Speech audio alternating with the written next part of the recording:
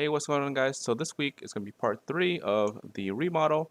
So first part 1 and 2 was mainly just cleaning up the garage and moving certain things out of the way so that I can actually move some of the tank inside to the outside. So for this week, we're able to finally clear enough room to move one of the tanks out. So the plan right now is to move this tank out, reset up everything, new soil, so that this tank is ready to go for the next year.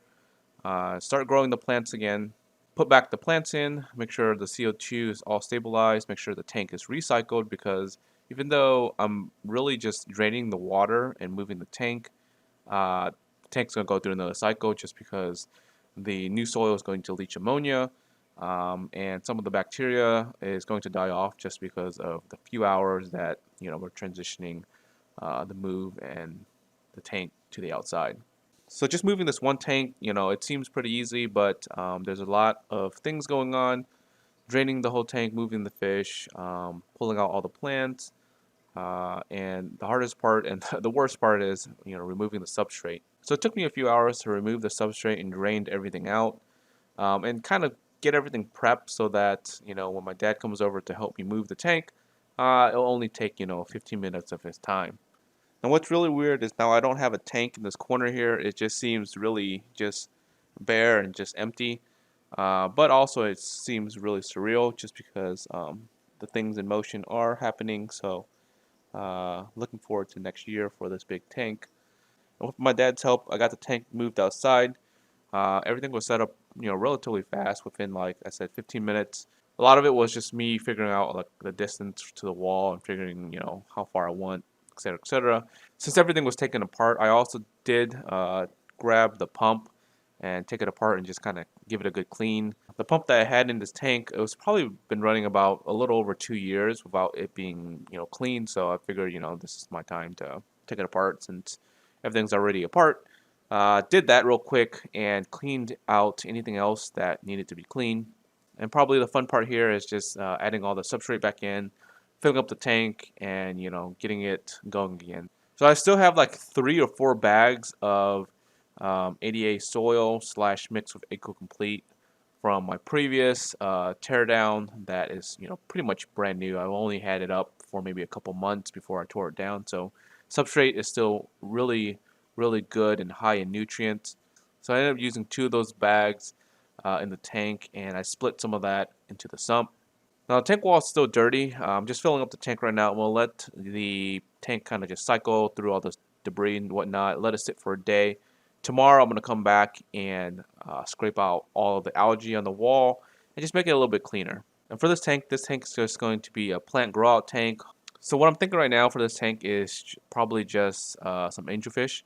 I actually bought some red shoulderback angelfish probably 3 months ago. They've been in quarantine ever since. I just haven't had space to kind of put them. This was kind of in my thoughts in terms of where to move them for them to grow out, and then eventually downsize, to a smaller group to figure out which ones I want to keep.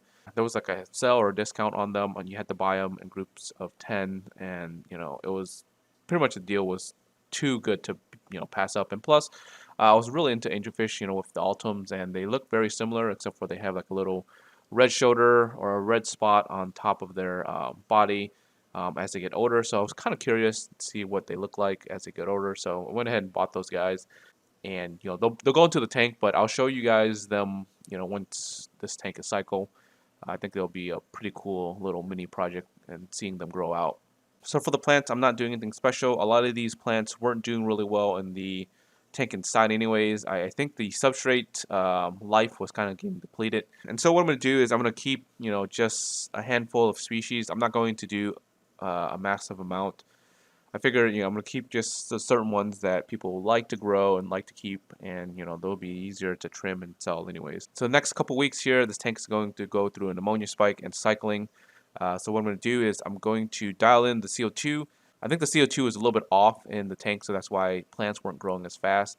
I remember this tank growing like tremendously fast, like every week and a half or so I would have to trim, but it seems like some of these plants are taking a little bit longer than normal to grow, so I'll probably have to dial in the CO2 for this tank.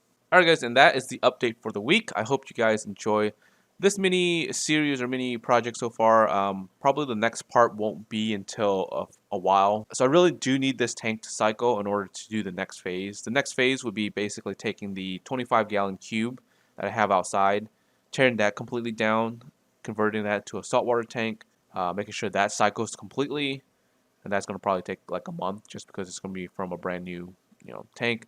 And then moving some of the corals that I have inside out to this tank to house them, for the new tank to arrive, cycle, et cetera. So it's going to be like another like several months before that happens. If you guys aren't subscribed yet, make sure you guys are subscribed. And like always, till next time, guys, peace.